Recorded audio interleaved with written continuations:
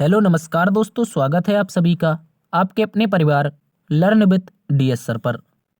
दोस्तों, आज की इस क्लास में हम एक बार फिर से रीजनिंग को बेहतरीन तरीके से देखेंगे। साथियों, आज की ये जो क्लास रहेगी रीजनिंग की पार्ट संख्या 122 यानी कि 122 नंबर का पार्ट रहने वाला है। और इससे पहले कि यदि आपने पिछले 121 121 पार्ट नहीं देखे हैं तो आप पिछले पार्ट्स को भी देखिएगा। सारे पार्ट्स आपको वीडियो सेक्शन में अपने यूट्यूब चैनल पर मिल जाएंगे। तो दोस्तों, आज हम रीजनिंग को एक बार फिर से बहुत ही शॉर्ट ट्रिक एवं बेसिक लेवल से सॉल्व करेंगे।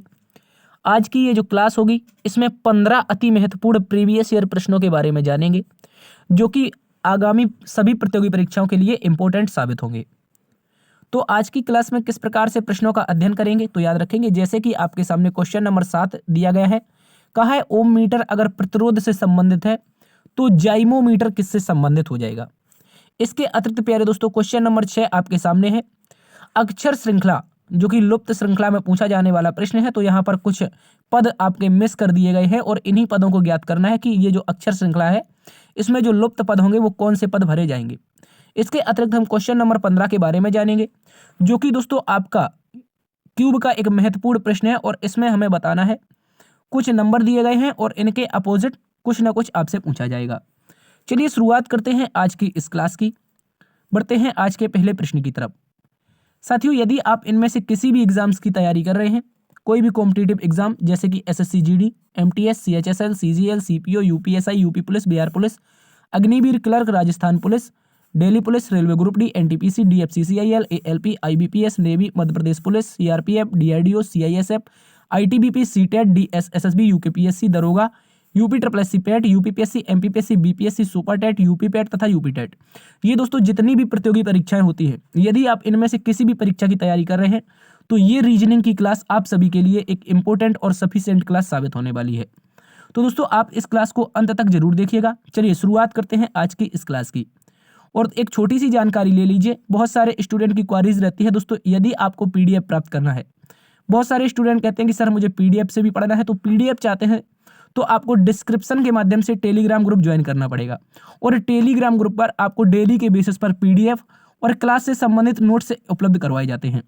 ठीक है, तो टेलीग्राम ग्रुप ज्वाइन कर लीजिए और इंस्टाग्राम पर हमें फॉलो करके आप अपने डायरेक्ट क्वेश्चन भी पूछ सकते हैं। चलिए शुरुआत करते हैं आज के पहले क्वेश्चन से।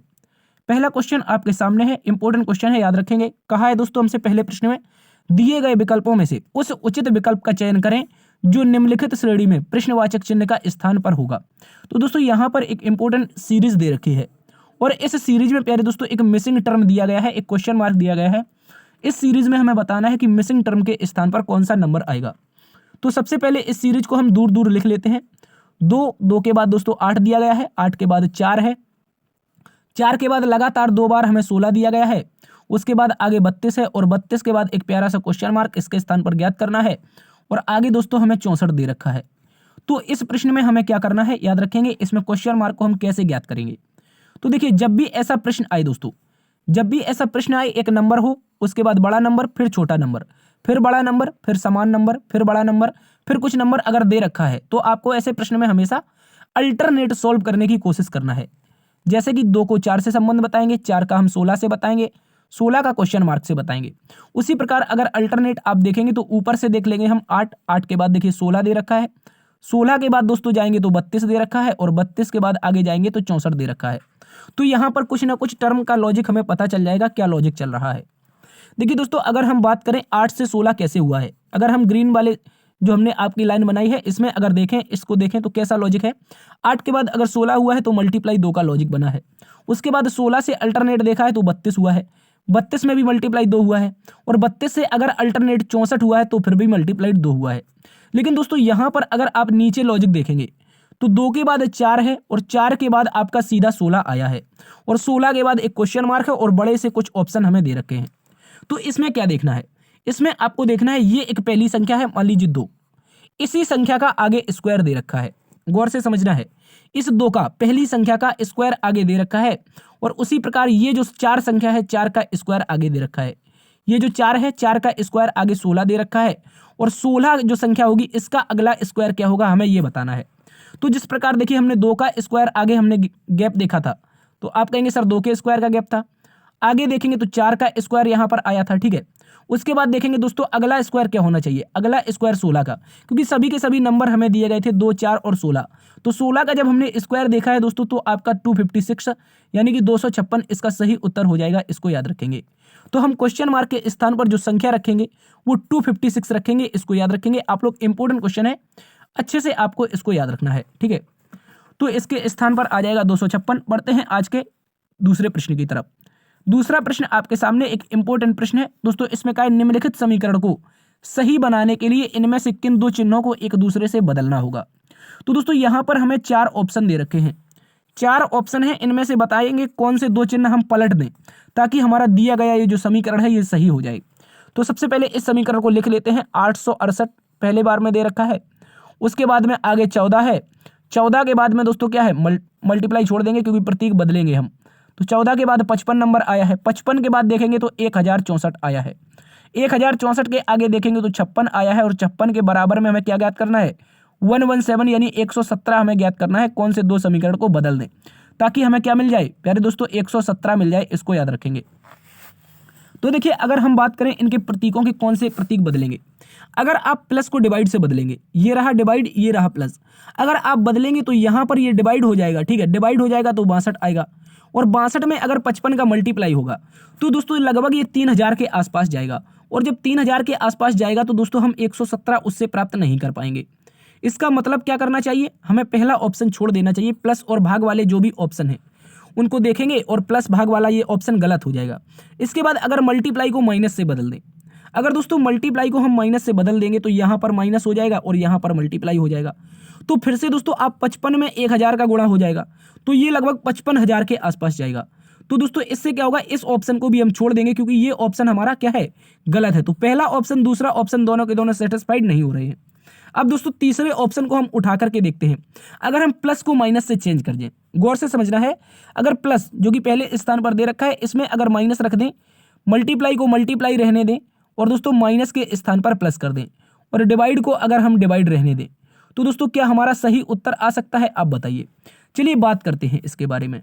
तो जब आप इसके बारे में अच्छे से देखेंगे, अच्छे से अगर आप देखेंगे तो दोस्तों यहाँ पर देखना है आपको, ये अगर हम देखेंगे मल्टीप्लाई इसका करेंगे आपस में, 14 और 55 का जब मल्टीप्लाई करेंगे तो 14 पंचे 70 और 14 पंचे 70 और 770 मतलब 770 हो जाएगा। तो 868 में हमारा 770 क्या हो जाएगा, घट जाएगा। उसके बाद करेंगे प्लस, जब प्लस करेंगे तो दोस्तों यहां पर हमें क्या दे रखा है, आप कहेंगे 1064 डिवाइड बाई 56 यानी कि 56 का हमें भाग देना है। तो अब अगर आप 56 का भाग देंगे तो जब इसको काटेंगे तो 56 एकम 56 दूनी 112 ज्यादा हो जाएगा 106, तो बचेगा 50 मतलब 504 बचेगा। एक बार गया था 56 एकम 56 शेष बचा 504, और 56 में अब की बार काटेंगे तो 19 बार में ये पूरी तरह से कट जाएगा 504, तो यहां पर प्लस में 19 बच जाएगा। तो अब हम क्या करेंगे, प्लस प्लस को आपस में जोड़ देंगे दोस्तों, जो प्लस वाले हैं इनको जोड़ देंगे, बाद बाकी 870 को यहां पर घटा देंगे। चाहो तो आप पहले घटा कर भी देख लो। तो 868 में अगर 770 जाएगा, 868 में अगर 770 जाएगा और 19 जुड़ जाएगा तो कितना बचेगा, आप कहेंगे सर 98 यहां पर बचेगा। कितना बचेगा, आप कहेंगे 870, अगर इसको मान लें तो 870 में 770 चला जाएगा, 100 बचेगा, लेकिन 870 से 2 कम है तो यहां पर 98 आ जाएगा। और 98 में इस 19 को जोड़ देंगे, जब इस 19 को जोड़ देंगे तो प्यारे दोस्तों 117 हमारा प्राप्त हो जाएगा। तो इस स्थिति में कहेंगे 117 LHS और 117 RHS। तो ये दोनों के दोनों सेटिस्फाइड हो गए कौन से वाले समीकरण से, ऑप्शन नंबर 3 का प्रयोग करते हुए। ऑप्शन नंबर 3 का प्रयोग करते हुए ये दोनों के दोनों सेटिस्फाइड हो गए हैं, यानी कि हम प्लस को अगर माइनस से चेंज कर देंगे तो ये समीकरण हमारा सही हो जाएगा, इसको याद रखेंगे। बढ़ते हैं दोस्तों आज के तीसरे प्रश्न की तरफ। तीसरा प्रश्न आपके सामने एक इंपॉर्टेंट क्वेश्चन है। इसमें हमसे दोस्तों कहा है दिए गए 4 अक्षर समूहों में 3 किसी न किसी प्रकार से एक समान है और एक असंगत है, उस असंगत अक्षर समूह का चयन करें। यहां पर दोस्तों हमें क्या बताना है, भिन्न बताना है। यहां पर 4 ऑप्शन है, इनमें से एक ऑप्शन ऐसा है जो 3 का जो नंबर है वो फॉलो नहीं करता है, जो 3 का रूल चल रहा है उनमें से एक ऐसा ऑप्शन है जो 3 के रूल का फॉलो नहीं कर रहा है। तो आप गौर से देखेंगे अगर इनके बारे में, तो FU, तो मैंने एक आपको ट्रिक बताई थी, अगर आपने पिछली क्लास देखी है तो उसमें ट्रिक बताई थी। आज क्या बताया था, जो नंबर होते हैं अल्फाबेट के उनका एक विपरीत बताया था। आज के बाद बॉय के बाद 6 के बाद दूध वाला, ऐसे करके हमने आपको एक ट्रिक बताई थी। तो यहां पर आप उसी ट्रिक को इसको यूज करेंगे, क्योंकि दोस्तों ये जो दो नंबर दे रखे हैं FU को मैंने फूफा जी बताया था, BY को बॉय बताया था, ठीक है। और यहाँ पर KP को कमला पसंद, SH को हाई स्कूल, OL को लब बताया था, और PK को PK बना लो या कमला पसंद बना लो, ठीक है। और IR को इंडियन रेलवे या RI को, ठीक है, इसको इस तरह से बना सकते हैं। लेकिन जब आप WE को देखेंगे दोस्तों, WE गौर से समझना है, ऑप्शन नंबर 2 में WE दे रखा है, और WE कभी भी एक दूसरे के क्या होते हैं, अपोजिट नहीं होते हैं। आपने इवनिंग हमने आपकी ट्रिक बताई थी, EV अपोजिट होते हैं, ना कि W और E। W किसके साथ अपोजिट होता है, तो सर D के साथ अपोजिट होता है, ठीक है, इसको याद रखेंगे। तो यहां पर जो विषम बनेगा वो ऑप्शन नंबर 2 बन जाएगा, क्योंकि W और E का संबंध है, बाद बाकी सारे के सारे यहां पर अपोजिट दे रखे हैं। तो इस स्थिति में हमारा जो ऑप्शन नंबर 2 होगा ये क्या हो जाएगा, असंगत हो जाएगा, यानी कि विषम हो जाएगा, ठीक है दोस्तों, इसको याद रखेंगे। चलते हैं आज के चौथे प्रश्न की तरफ। चौथा प्रश्न एक इंपॉर्टेंट क्वेश्चन है डायरेक्शन और डिस्टेंस का। इसमें दोस्तों हमसे कहा एक व्यक्ति एक स्थान से दक्षिण की ओर चलता है, वह समकोण पर दाएं मुड़ता है, फिर समकोण पर दाएं मुड़ता है। इस स्थिति में वह अब किस दिशा में चल रहा है, हमें यह बताना है। तो देखिए, सबसे पहले एक व्यक्ति है, मान लीजिए मैं यहां से इसको चलाता हूं और दिशा उसकी कौन है, दक्षिण की ओर की दिशा है। तो दोस्तों उसकी दक्षिण की ओर दिशा कुछ इस तरह से हो जाएगी, और उसके बाद कहा है दक्षिण की ओर चलता है, वह समकोण पर दाएं मुड़ता है। अब देखिए, किसी व्यक्ति का मुख दक्षिण दिशा में है दोस्तों, अगर उस व्यक्ति का मुख दक्षिण दिशा में है और उसे दाएं मुड़ना है, आप अपना मुख दक्षिण दिशा में करके देखिए, और अगर आप दाएं मुड़ना चाहेंगे तो आप पश्चिम की दिशा में जाएंगे। अच्छे से याद रखेंगे, आप पश्चिम की दिशा में जाएंगे, और 90 डिग्री पर मुड़ना है, क्योंकि कहा है समकोण पर मुड़ना है। तो हमेशा जब दिशाएं उत्तर दक्षिण पूर्व पश्चिम हमेशा समकोण पर ही मुड़ती हैं, आप अच्छे से याद रखेंगे। इसके बाद फिर से वह समकोण पर दाएं मुड़ता है। अब देखिए, इसका मुख दोस्तों पश्चिम दिशा में हो गया है, और इसको समकोण पर दाएं ही मुड़ना है, तो अब की बार में ऊपर की ओर चला जाएगा, ठीक है, याद रखेंगे। तो यहां पर भी हमारा समकोण हो जाएगा। तो इस स्थिति में अब पूछा है वह किस दिशा में चल रहा है, तो ऊपर की ओर दिशा कौन सी होती है, ऊपर की ओर दिशा होती है उत्तर दिशा। तो इस प्रश्न का जो उत्तर बनेगा वो ऑप्शन नंबर 2 में दिया गया है, नॉर्थ डायरेक्शन। अच्छे से याद रखेंगे, ठीक है। बढ़ते हैं आज के 5वें प्रश्न की तरफ। 5वां प्रश्न एक इंपॉर्टेंट क्वेश्चन है, इसमें हमसे ब्लड रिलेशन के बारे में पूछा है दोस्तों। कहा है कि एम की पत्नी एन की पुत्रवधू है, पी ओ का पति है जो कि एम की बहन है, पी का एन से क्या संबंध है, हमें यह बताना है। तो देखिए, अगर इस प्रश्न की बात करें तो जो एम है उसकी पत्नी एन की पुत्रवधू है, तो एम को अगर मैं यहां पर रखूं और एम की शादी करवा दूं किसी से, एक पत्नी बनवा दूं यहां पर, ठीक है, एम की एक पत्नी बना दूं मैं अगर, तो आप कहेंगे ठीक है, यहां पर एक हम पत्नी बना देते हैं, और एम की पत्नी है तो एम एक पुरुष हो जाएगा। और एन की पुत्रवधू कैसे बनेगी, याद रखेंगे, जो एम की ये पत्नी आई है, इसका हमने जो अभी नाम नहीं दिया है, एक ब्रैकेट में लिखा है। ये जो पत्नी आई है किसकी, एम की, ये पुत्रवधू एन की कैसे बनेगी, जब ये एम क्या बनेगा, इसका या तो माता बन जाए, कौन, एम, यहां पर गौर से समझना है आपको, जो एम है या तो एम की माता बन जाए एन, या तो एम का पिता बन जाए एन, तभी तो एन की पुत्रवधू बन पाएगी एम की पत्नी, ठीक है। तो मैं यहां पर एन को रख देता हूं बिना किसी उसके, यहां पर किसी भी कोई भी चिन्ह नहीं लगाएंगे, क्योंकि आप ना तो प्लस हमें पता चल रहा है, यानी कि ना तो ये मेल पता चल रहा है और ना ही फीमेल पता चल रहा है। उसके बाद दोस्तों कहा है पी ओ का पति है, पी जो है वो ओ का पति है जो कि एम की बहन है। तो एम की बहन कौन, जो किसके लिए आता है, जो आता है जस्ट आगे आने वाले अल्फाबेट, और जस्ट आगे अल्फाबेट आया है उसका नाम क्या है, आप कहेंगे सर ओ है। और जो ओ है वो किसकी बहन है, तो आप कहेंगे सर जो ओ है वो एम की बहन है, तो ओ को बहन बना देंगे। और ओ की शादी हुई है किसके साथ, तो आप कहेंगे सर ओ की शादी हुई है पी के साथ, तो ये पी हो जाएगा पति। तो दोस्तों हमसे कहा है पी का एन से क्या संबंध है, तो पी का एन से क्या संबंध है ये बताना है दोस्तों। पी का, ये रहा पी, ठीक है, पी का एन से किसके साथ लगा है, एन के साथ।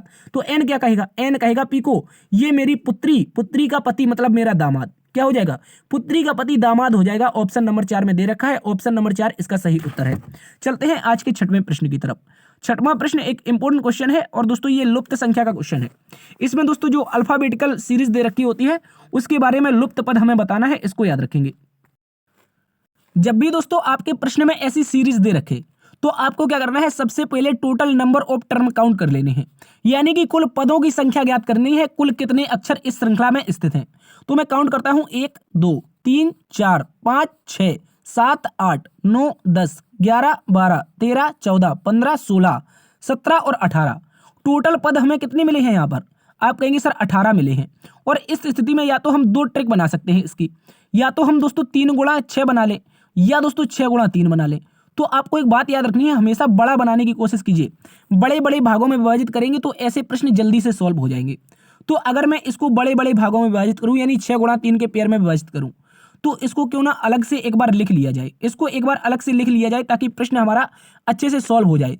तो ए सी फिर डैश है, फिर दोस्तों डी है, फिर डैश है, फिर बी आया है, फिर डैश है, फिर सी डी डी, ठीक है, एक minute, C B D D, ठीक है, यहाँ पर सी बी डी डी, फिर डैश है, फिर ए है, फिर डैश है, फिर बी है, फिर डी है, फिर डी है, फिर बी है। इस तरह से टोटल 18 पद बनेंगे और 6-6 के बराबर पार्ट में इनको हम क्या कर लेंगे, विभाजित कर लेंगे। तो 6 पार्ट यहाँ पर पहले हो जाएंगे, उसके बाद दूसरे 6 पार्ट यहाँ पर हो जाएंगे, ठीक है। एक मिनट, मैंने कहीं ना कहीं कोई गलती कर दी है क्या, एक बार फिर से देखते हैं। A C dash D B dash C B double D, फिर डैश, फिर ए, फिर डैश, फिर यहाँ पर क्या हो जाएगा हमारा डबल बी, ठीक है। चलिए बराबर बराबर हमारे सारे के सारे पद हो चुके हैं।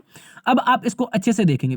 अब इसमें हम फिल क्या कर सकते हैं, तो अगर मैं देखूं यहाँ पर पहले स्थान पर ए है, इसमें भी पहले स्थान पर है, तो क्यों ना हम यहाँ पर ए को फिल कर दें। उसके बाद दोस्तों इसमें भी लास्ट में बी है और इसमें भी लास्ट में बी है, तो बीच वाले के लास्ट में हम बी फिल कर देंगे, ठीक है, इसको याद रखेंगे आप लोग। उसके बाद दोस्तों A C B double D B, A C B, ठीक है, उसके बाद डबल डी, उसके बाद बी, तो A C B double D B, इस तरह से इसका राइट उत्तर बनेगा। और दोस्तों इसमें हमने फिल क्या किया है, बी फिल किया है, डी किया है, उसके बाद ए किया है, फिर बी किया है, फिर उसके बाद सी किया है।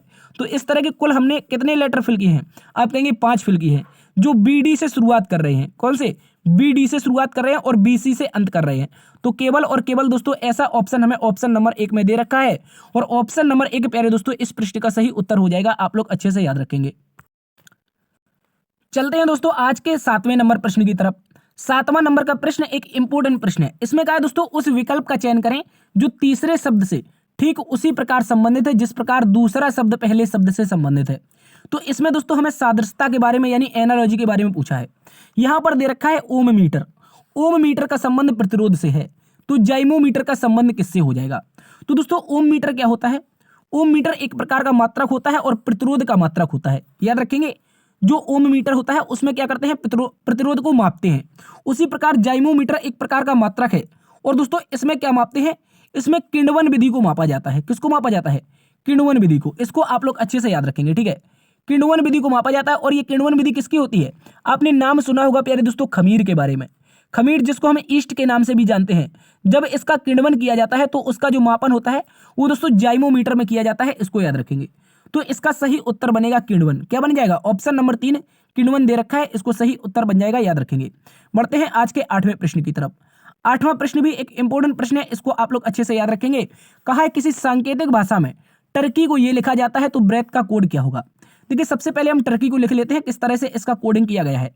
तो दोस्तों यहाँ पर टी है, ठीक है, टी, उसके बाद यू, फिर आर, फिर के, फिर ई, उसके बाद दोस्तों वाई, ठीक है, इस तरह से हम इसको लिखेंगे। तो दोस्तों इसमें हमें बताना है, क्या बताना है, इसका कोड क्या लिखा गया है। आप कहेंगे सर इसका कोड सबसे पहले लिखा गया है 7, क्या लिखा है, 7 लिखा है। उसके बाद दोस्तों 6 लिखा है, 6 के बाद आप देखेंगे तो 9 लिखा है, फिर उसके बाद 11 लिखा है, उसके बाद दोस्तों 5 लिखा है, फिर 25 लिखा है। तो इस तरह का कोडिंग किया गया है इसका।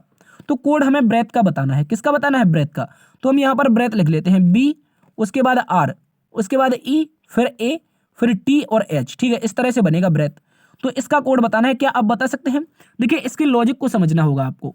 देखिए टी को 7 कैसे लिखा गया है, टी का एक नंबर होता है अपोजिट। आपने सुना होगा जी के बारे में, हमने आपको जब ट्रिक बताई थी तो उसमें जीटी रोड के बारे में बताया था। और यू का अपोजिट होता है एफ, मतलब फूफा जी के बारे में बताया था, ठीक है। तो एफ का स्थानीय मान 6 होता है और जी का 7 होता है। उसी प्रकार इंडियन रेलवे मतलब आई का स्थान 9 हो जाएगा, तो आर का अपोजिट है। लेकिन दोस्तों जब लास्ट के 3 अक्षरों को देखेंगे तो लास्ट के जो 3 अक्षर हैं उनका सीधा का सीधा प्लेस वैल्यू दे रखा है। के 11 पर होता है, ई 5 पर होता है और वाई 25 पर होता है। तो सीधा सीधा इस तरह से लिखना है। तो अगर मैं बात करूं सबसे पहले लास्ट वाले से, तो लास्ट में एच दे रखा है दोस्तों। एच का मतलब 8 आना चाहिए। क्या आना चाहिए, एच का मतलब दोस्तों 8 आना चाहिए। तो 8 होना चाहिए हर ऑप्शन में, वही ऑप्शन लास्ट में सही होगा। तो ऑप्शन नंबर 3 हमारा यहाँ पर गलत हो जाता है। उसके बाद अगर शुरू से करेंगे, अगर हम पहले स्थान से देखेंगे तो पहले स्थान में बी है और पहले 3 अक्षरों का अपोजिट क्रम लिखना है। तो बी का अपोजिट होता है बॉय, मतलब वाई, और वाई का जो स्थान होता है वो 25 होता है। तो यहाँ पर हम वाई को 25 रखेंगे, मतलब 25 से शुरुआत और 8 से अंत होना चाहिए। तो इस प्रकार से ऑप्शन नंबर 1 भी हमारा क्या हो जाएगा, गलत हो जाएगा। उसके बाद दोस्तों फिर हमें क्या करना है, जो हमें यहाँ पर आर दे रखा है, आर का भी अपोजिट लिखना है, क्योंकि हमने पहले 3 अक्षरों का अपोजिट लिखा था। तो आर का होता है अपोजिट आई, मतलब इंडियन रेलवे। तो आई कितने स्थान पर आएगी, 9 पर। तो 25 के बाद दोस्तों 9 आना चाहिए। देखिए 25 के बाद 9 ऑप्शन नंबर किस में नहीं है, आप कहेंगे 4 में नहीं है, और बचा हमारे पास एकमात्र ऑप्शन नंबर 2। इस तरह से हम सारे ऑप्शन को एलिमिनेट करके ऑप्शन नंबर 2 को सही उत्तर लगा करके आगे बढ़ जाएंगे। ठीक है, इसको आप लोग अच्छे से याद रखेंगे। बढ़ते हैं 9वें प्रश्न की तरफ। 9वें प्रश्न में कहा है दोस्तों, दिए गए विकल्पों में से वह शब्द चुनिए जो दिए गए शब्द के अक्षरों का प्रयोग करके नहीं बनाया जा सकता है। यहां पर एक हमें शब्द दे रखा है, उसका नाम है टेलीफोन। टेलीफोन नामक एक शब्द दे रखा है, और टेलीफोन का प्रयोग करके हम कौन से विकल्प के शब्द नहीं बना सकते हैं, हमें दोस्तों ये बताना है। तो देखिए, अगर हम सबसे पहले देखें नोट को, NOTE, तो NOTE इस तरह से हम बना सकते हैं, मतलब ऑप्शन नंबर जो 1 है ये हमारा बनाया जा सकता है। फोन को देखेंगे तो एज इट इज लास्ट में लिखा हुआ है टेलीफोन में, तो फोन भी बनाया जा सकता है। उसके बाद देखेंगे दोस्तों, यहां पर लिखा है लेट। क्या लिखा है? लेट, मतलब LET, तो LET यहां पर अगर देखेंगे तो लिखा हुआ है। उसके बाद यहां पर ऑप्शन नंबर 4, जब ऑप्शन नंबर 4 को देखेंगे तो दोस्तों इसमें एल्स लिखा है, ELSE, ठीक है, एल्स लिखा है। लेकिन जब आप टेलीफोन को देखेंगे तो उसमें कहीं भी एस नहीं आया है। इस कारण जब एल्स में एस आया है तो इस कारण ये हम नहीं बना सकते हैं। मतलब इस प्रश्न का ऑप्शन नंबर 4 ही सही होगा, क्योंकि हमसे पूछा गया था कि कौन सा विकल्प नहीं बनाया जा सकता है, तो ऑप्शन नंबर 4 नहीं बनाया जा सकता है। बाद बाकी के 3 विकल्प बनाए जा सकते हैं। चलते हैं दोस्तों आज के 10वें नंबर प्रश्न की तरफ। 10वां प्रश्न एक इंपॉर्टेंट क्वेश्चन है, इसको भी याद रखेंगे, रैंकिंग ऑर्डर का। ठीक है, इसको याद रखेंगे। कहा है दोस्तों, एक विद्यार्थियों की एक पंक्ति में, कहा है दोस्तों विद्यार्थियों की एक पंक्ति में परेश बाईं ओर से 14वें और दिलीप दाईं ओर से 16वें स्थान पर है। जब परेश और दिलीप अपनी अपनी जगह एक दूसरे से बदल लेते हैं तो दिलीप दाईं ओर से 21वें स्थान पर आ जाता है। तो दोस्तों पंक्ति में विद्यार्थियों की संख्या कितनी होगी? देखिए, इसको हम चुटकियों में सॉल्व करेंगे। कैसे हमें सॉल्व करना है? सबसे पहले कहा है जो परेश नाम का लड़का है वो लेफ्ट से आपका 14वां है, तो मैं लेफ्ट से एक लड़का बनाऊंगा जिसका नाम रखूंगा परेश, P4 परेश रख दूंगा, और इसकी जो प्लेस वैल्यू होगी वो हमारी कौन हो जाएगी? 14वें नंबर की हो जाएगी। दूसरी ओर कहा है कि दिलीप दाईं ओर से 16वें स्थान पर है, तो दिलीप नाम का जो शख्स है वो दाईं ओर से कौन से नंबर पर है? आप कहेंगे सर 16वें स्थान पर है, तो दिलीप को हम बना देंगे D4 दिलीप, और यहां पर बन जाएगा 16वें स्थान पर। ठीक है, इस तरह से। अब दोस्तों कहा है इन्होंने जब अपनी पोजीशन चेंज कर ली है, जब ये अपना स्थान परिवर्तन कर लेते हैं तो दोस्तों याद रखेंगे P के स्थान पर आ जाएगा D' और D के स्थान पर आ जाएगा P'। और यहां पर बताया है दोस्तों, तो दिलीप दाईं ओर से मतलब राइट से 21वां हो जाता है। तो इसकी जो कंडीशन बताई है वो यहां से बताई है, गौर से आपको समझना है। यहां से ये वाली कंडीशन बताई है, क्या हो जाती है? 21 हो जाती है। तो इसको हम बना देंगे राइट से दिलीप को कौन सा? 21।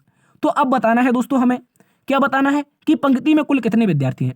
देखिए, एक तरफ से मैं अगर बात करूं दिलीप की पोजीशन की, तो यहां पर एक तरफ से वो 14 हो जाएगी और दूसरी तरफ से 21 हो जाएगी। तो ऐसे में क्या करेंगे? लेफ्ट प्लस राइट -1, यानी कि 14 के साथ साथ 21 को हम जोड़ देंगे। ठीक है, तो कितना हो जाएगा? आप कहेंगे सर 35 हो जाएगा, और 35 में 1 घटा देंगे। अब 1 क्यों घटाते हैं उसके बारे में बताएंगे। ठीक है, 35 में 1 घटाएंगे तो 34 आएगा, और इस स्थिति में हमें दोस्तों पता चलेगा कि जो स्टूडेंट होंगे क्लास में कुल कितने हो जाएंगे?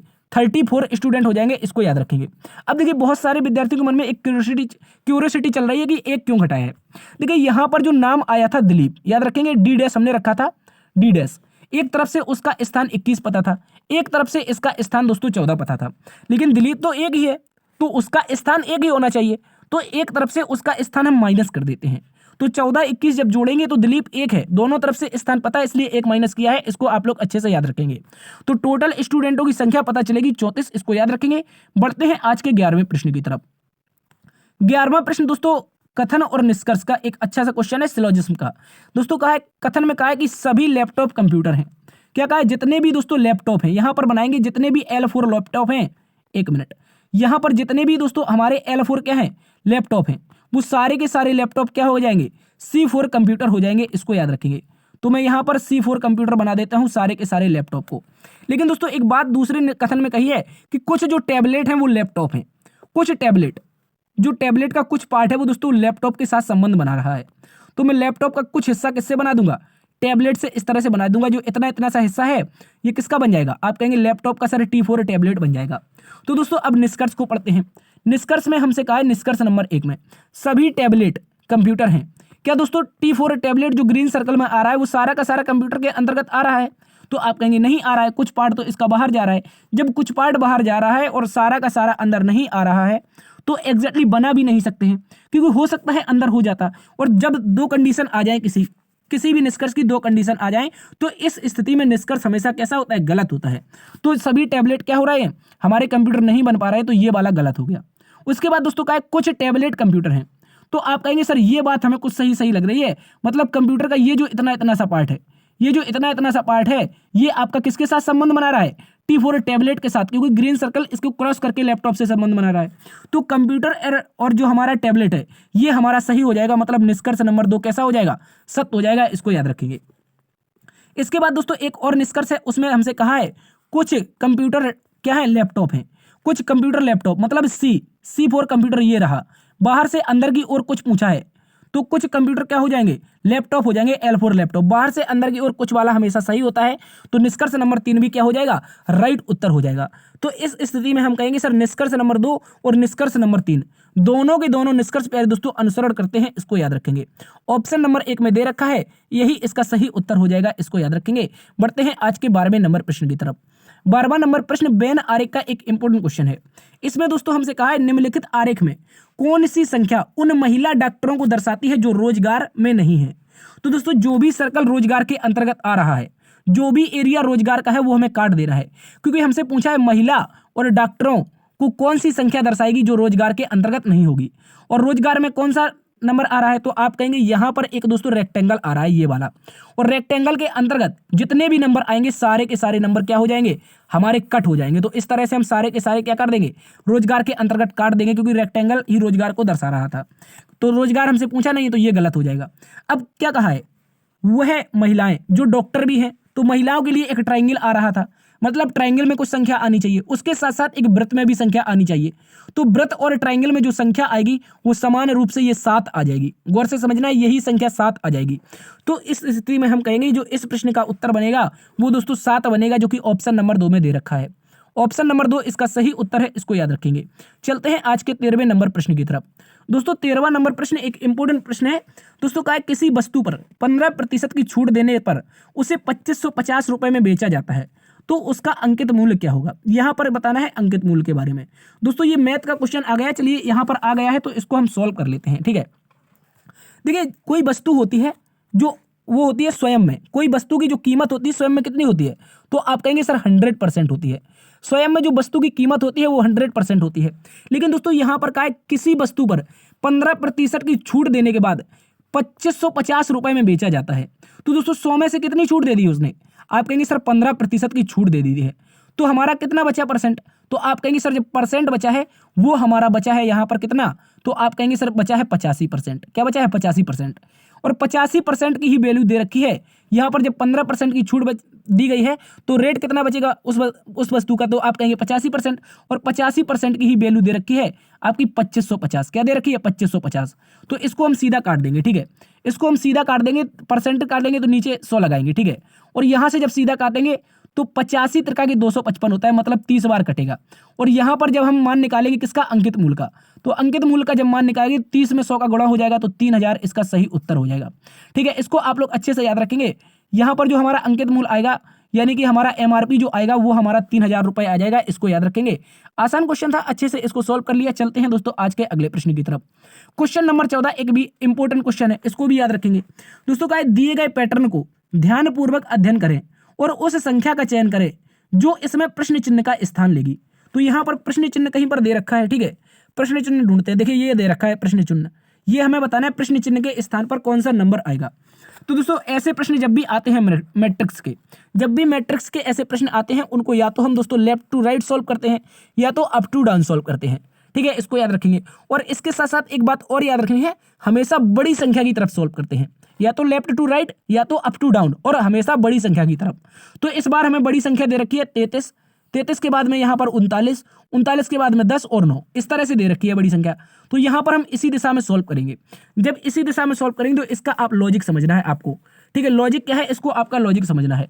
तो पहली 3 संख्याओं के साथ एक संबंध बनाएंगे और चौथी संख्या हम प्राप्त कर लेंगे, ठीक है। गौर से समझना है, जो चौथी संख्या 33 है इसमें, ठीक है, उसके साथ साथ यहाँ पर 39 है, यहाँ पर 10 है और यहाँ पर 9 है। तो इस तरह से ये संख्या हमें प्राप्त करनी है इन तीनों संख्याओं का प्रयोग करके। कैसे प्राप्त करेंगे उसको समझना है आपको बस। तो हम क्या करेंगे, पहली यहां पर दे देता हूं नाम पहली, और यहां पर तीसरी संख्या, ठीक है दोस्तों, यहां पर तीसरी संख्या। तो इसको आपको याद रखना है, पहली और तीसरी संख्या का आपस में क्या कर देंगे, मल्टीप्लाई कर देंगे, 12 गुणा में 11, और डिवाइड में क्या कर देंगे 4 कर देंगे। तो 4 से भाग देंगे 3 बार, 11 त्रिका के कितना हो जाएगा, 33 हो जाएगा। वही संख्या हमारी प्राप्त हो जाएगी जो चौथे नंबर की संख्या है। उसी प्रकार अब हम यहाँ पर पहली बार में हमने इसको सॉल्व किया पहली रो में, ठीक है। उसके बाद दूसरी बार में सॉल्व करेंगे तो 13 के साथ गुणा क्या होगा दोस्तों, 6 का होगा। 13 के साथ 6 का गुणा होगा और बीच की संख्या से हमें भाग देना है, क्योंकि पहले भी बीच की संख्या से भाग दिया था, तो 2 से भाग देंगे। तो यहाँ पर हो जाएगा द्वितीय का 6 और 13 त्रिया का कितना हो जाएगा, 39 हो जाएगा। तो इस तरह से हम यहाँ पर 39 रख देंगे। उसके बाद आगे सॉल्व करेंगे तो आप कहेंगे 14 पहली और तीसरी का मल्टीप्लाई करना है, 14 और मल्टीप्लाई में 5 और डिवाइड करेंगे कितने से, तो आप कहेंगे 7 से काटेंगे, 7 दूना का 14 और दोस्तों 5 दूना का यहाँ पर 10 हो जाएगा। तो इस तरह से यहाँ पर देखिए 10, 39, 33 सारे के सारे नंबर आ रहे हैं।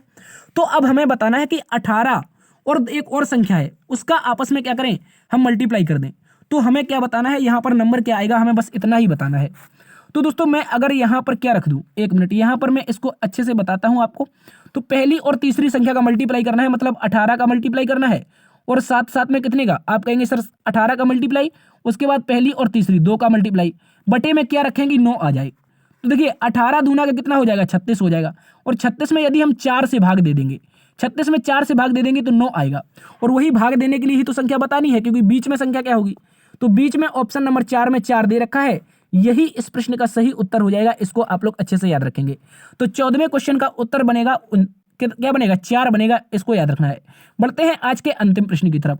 अंतिम प्रश्न में हमसे कहा एक ही पासे की 3 अलग अलग स्थितियां दिखाई गई हैं, उस पर संकेत का चयन करें जो परसेंटेज वाले फलक के विपरीत में दिखाई देगा। तो 3 फलक के विपरीत में जो परसेंटेज है इसके विपरीत बताना है कि क्या होगा, ठीक है, ये बताना है। तो जब भी ऐसे डाइस आए तो मैंने एक आपको बात बताई थी, क्या बात बताई थी दोस्तों, आपको कोई एक नंबर कॉमन ढूंढना है, कोई एक कॉमन नंबर ढूंढना है। उसके बाद या तो क्लॉकवाइज या तो एंटी क्लॉकवाइज चला देंगे, ताकि हमारा क्या हो जाए, हमें नंबर पता चल जाए कि कौन किसके विपरीत है। तो अगर मैं यहाँ पर इसको नाम दे दूं दूसरे नंबर का, इसको नाम दे दूं अगर तीसरे नंबर का, और उसके बाद यहाँ पर पहला नंबर हो जाएगा, ठीक है, इसको याद रखेंगे। तो दोस्तों इसमें हमें बताना है इसका विपरीत क्या होगा। देखिए अगर मैं दूसरे और तीसरे को देखता हूं, अगर मैं दूसरे और तीसरे को देखता हूं तो 2 नंबर कॉमन मिल रहे हैं। 2 नंबर कौन कौन से कॉमन है, तो आप कहेंगे देखिए ये एक नंबर कॉमन है और एक ये नंबर कॉमन है। तो हैशटैग जो बनेगा उसके अपोजिट में हमारा @ हो जाएगा। लेकिन हमें ये तो बताना नहीं था हैशटैग के अपोजिट क्या होगा, हमें बताना है परसेंटेज के अपोजिट क्या होगा। तो अब हम क्या करेंगे, पहले और तीसरे को उठाएंगे। पहले और तीसरे में हैशटैग कॉमन है, पहले और तीसरे में क्या है, हैशटैग कॉमन है, ठीक है, इस तरह से हैशटैग कॉमन हो जाएगा। उसके बाद दोस्तों हमसे क्या पूछा है, हैशटैग के अपोजिट में हम हैशटैग रख देंगे, क्योंकि हमें विपरीत पता करना है। तो इसके अपोजिट जो बचेगा शेष वो आ जाएगा। जबकि यहां से अगर क्लॉकवाइज चलाएंगे तो पहली बार में दोस्तों स्टार आएगा, क्या आएगा, स्टार आएगा। और स्टार के अपोजिट में यहां पर क्या आएगा, क्लॉकवाइज चलाने पर बराबर आएगा, ठीक है। और उसके बाद यहां पर हमारा फिर क्या आएगा, परसेंटेज आएगा। और परसेंटेज के बाद में क्या आ जाएगा, यहां पर अपोजिट करने पर प्लस आ जाएगा। तो परसेंटेज का ही अपोजिट तो पूछा था दोस्तों, परसेंटेज का अपोजिट क्या बनेगा, परसेंटेज का अपोजिट प्यारे दोस्तों प्लस बन जाएगा। और जबकि हमने पहले दिखाया था जो हैशटैग था उसका अपोजिट @ था, ठीक है, इसको याद रखेंगे। तो इसका अपोजिट @ हो जाएगा। तो हमसे परसेंटेज का पूछा है, परसेंटेज का अपोजिट जो बनेगा वो प्लस बनेगा और ऑप्शन नंबर 3 में दे रखा है, इसको याद रखेंगे। तो दोस्तों आज के 15 प्रश्न यहीं पर समाप्त होते हैं। आशा करते हैं आज की क्लास आपको पसंद आई होगी। यदि पसंद आई है तो एक बार से लाइक कर दीजिए, दोस्तों में सेशन को शेयर कर दीजिए, और अभी तक अपने चैनल को सब्सक्राइब नहीं किया तो अपने चैनल को सब्सक्राइब कर लीजिए। देखते रहिए आपका अपना परिवार लर्न विद DS सर। मिलते हैं कल एक नई क्लास में नई ऊर्जा के साथ, तब तक के लिए अपना ख्याल रखना। जय हिंद, जय भारत।